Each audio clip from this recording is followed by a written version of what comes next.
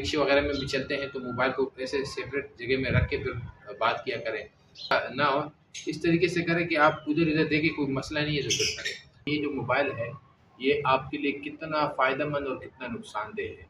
ख़ास तौर पे आजकल का जो माशरा चल रहा है भाई, चोरी चकारी डकैती, क्योंकि कल मेरे साथ खुद इस तरीके से वाक़या हुआ है, वो बहुत ही ख़ास इस रिलेटेड है कि ये जो मोबाइल है, ये आपके लिए कितना फ़ायदेमंद और कितना नुकसानदेह है।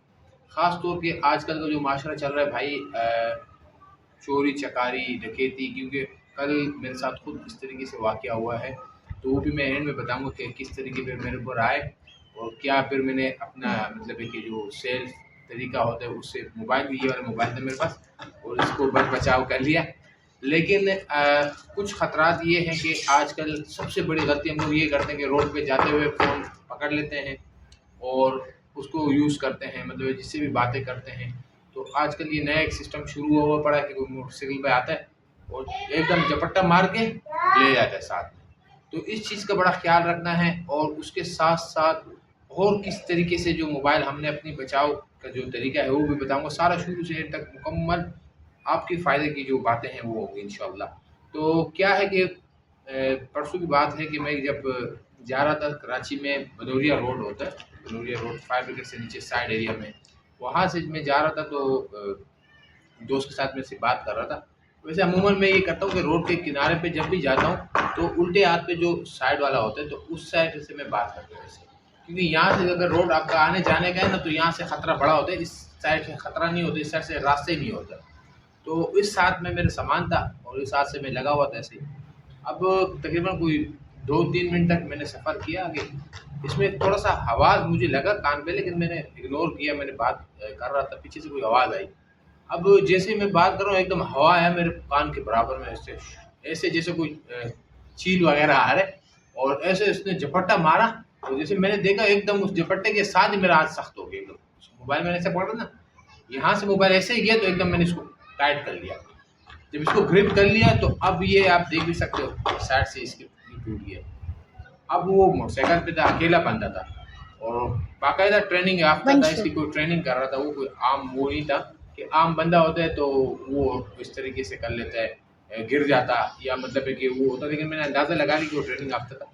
अब वो जब समझ गया, इसने मोबाइल टाइट कर लिया, उसने मोबाइल छोड़ दिया। अब जब छोड़ा तो झटके से मोबाइल हवा में गया, मैंने आवाज़ में जैसे मोबाइल को खींच किया तो देखा तो तकरीबन कोई 10-12 फीट तक चला गया था मेरे से, काफ़ी गैप में था, मतलब कि 10-12 फीट तक वो फासले में था, मोटरसाइकिल पे निकल गया था। अब मोटरसाइकिल उसने रोकी नहीं थी, चलते हुए मोटरसाइकिल पे उसने झपट्टा मारा और अकेले बंदा था, उल्टे हाथ से उसने झपट्टा मारा। अब जब मैंने देखा तो पास में एक बंदा आ रहा है, वो गाली-गलौज करता हुआ, भागता हुआ आ रहा है मेरे पीछे। मैंने देखा तो मैंने कहा क्या हुआ? बोले यार मेरे से मोबाइल ले गए। अब उसने क्या सीन किया कि रास्ते में वो भी कहीं फ़ोन पे बात कर रहा होगा, उससे उसने मोबाइल लिया और मैं भी बात कर रहा था। उसने कहा चलो यार एक चीज़ से दो शिकार कर लेते हैं, इससे भी मोबाइल ले लेते हैं। अब जब उसको मैंने कहा अल्लाह के बंदे तू जा रहा था, रास्ते में इतने पत्थर है, कोई उठा के मार लेता उसके सर पे, इतना दूर तो नहीं था तेरे से, गाली गलौज करते हुए जा रहे। तो ये बड़ा मसला है भाई आजकल, ये बड़ा ख़तरा है। और इससे पहले मेरा एक दोस्त था, वो भी इसी तरीके से उसके साथ भी ये वाक़या हुआ था। उसने ज़ोर की नमाज़ थोड़ी लेट पढ़ी और जैसे मस्जिद से निकला बात कर रहा था, इसमें लड़का आया उसने छीना वो निकल गया। अब गन पॉइंट पे पहले होता था, लेकिन अभी ज़्यादातर ये हो रहा है कि गन पॉइंट पे नहीं हो रहा है। इसी तरीके से आप चलते हुए फ़ोन पे बात कर रहे हो, तो ये बड़ा मसला होता है। अब इसमें जो एहतियाती तदाबीर है वो मैं आप लोगों को बता दूँ कि एक तो आप कोशिश ये करो कि चलते हुए रोड पे बात ना किया करो, और अगर करते भी हो तो फिर ये करो जिस तरीके से मैंने मिस्टेक किया, ये मिस्टेक आपने भी नहीं करना है। आपने अगर कोई भी रोड है जहाँ से गाड़ी आती जाती है तो आपने ऐसे जगह से फ़ोन को पकड़ना है कि जिस साइड से आने जाने का रास्ता नहीं होगा गाड़ी को। मतलब अगर आप ऐसे जा रहे हो, इस साइड से रास्ता नहीं है तो आपने यहाँ से पकड़ लेना है, और अगर यहाँ से रास्ता नहीं है गाड़ी का तो फिर आप यहाँ से इसको पकड़ लो। तो ये सबसे बेहतरीन तरीका है, क्योंकि भाग नहीं सकते और रोक के वो आपसे ले नहीं सकते मोबाइल, क्योंकि जो गन पॉइंट वाला होता है तो वो अलग उनका सिस्टम होता है। अब इनमें जो गन पॉइंट वाले हैं तो उसके रिलेटिव भी मैंने काफ़ी वीडियोस वगैरह सेल्फ डिफेंस के ऊपर बनाई हुई हैं, तो वो मेरे चैनल पे हैं। जो दूसरा चैनल है अमीर खान हेल्थ एंड फिटनेस के नाम से जो है, तो उसमें है। तो मैंने कहा चलो यार आज छोटा सा एक वाक़या था, मैंने कहा चलो आप लोगों से भी शेयर कर लूँ। और ये होगा कि आप लोगों को भी थोड़ा-सा ज़हन में ये बात आ जाएगी कि यार अपनी दिफ़ा किस तरीके से करनी है। देखो अब इसमें सबसे बड़ा बेनिफिट क्या हुआ कि सेकंड से भी कम टाइम था और अल्लाह पाक ने मेरी जो चिट्ठी इससे वो एकदम उसको जो है ना ऑन कर दिया, नहीं तो मोबाइल गया था मेरा। और जैसे उसने कान के पास मेरा हवा आया ना एकदम ऐसा स्पीड से, तो मैंने जब ऐसे देखना तो दूर की बात है, टाइम इतना नहीं था, एकदम मैंने मोबाइल ऐसा टाइट कर लिया। अब मुझे पता नहीं कि पीछे क्या सीन हुआ, क्या नहीं हुआ, क्योंकि मैं तो अपने बातों में लगा हुआ था दोस्त के साथ। तो ये बात होती है और दूसरी बात ये है कि आप कोशिश ये करें कि एक्सरसाइज़ेज़ लगाया करें। उससे ये होता है कि मुझसे काफ़ी लोग ये भी पूछते हैं यार एक्सरसाइज़ के क्या-क्या फ़ायदे हैं? फिर उनको बताता रहता हूँ कि बॉडी के इस रिलेटेड या यहाँ इस मतलब ऑर्गन के लिए या इस जॉइंट्स के लिए या इस स्टेमिना के लिए काफ़ी मतलब मामलात के लिए ठीक होता है एक्सरसाइज़। लेकिन सबसे जो बड़ी बात है वो आपकी ये होगी कि जो आपकी छठे हिस्से हैं ना वो बहुत एक्टिव रहती है और कोई भी ऐसे कुदरती आफ़ात या ऐसे मसले मसाइल होते हैं तो इंसान मतलब अपने आप को सँभाल सकता है। तो बाकी जो अल्लाह से मंज़ूर होते हैं वही होता है, लेकिन इंसान को अपने आप को हर टाइम रेडी रखना चाहिए। कोई भी मतलब टाइम नहीं लगता किसी आफ़त को या किसी भी जो इस तरीके से मामलात हैं वो आने में।